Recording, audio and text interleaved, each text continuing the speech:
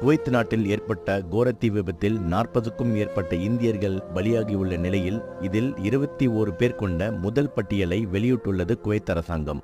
Kuwait நாட்டின் மங்காப் என்ற இடத்தில் தொழிலாளர்கள் தங்கியிருந்த கட்டிடத்தில் இன்று அதிகாலை பயங்கர தீ விபத்து ஏற்பட்டது.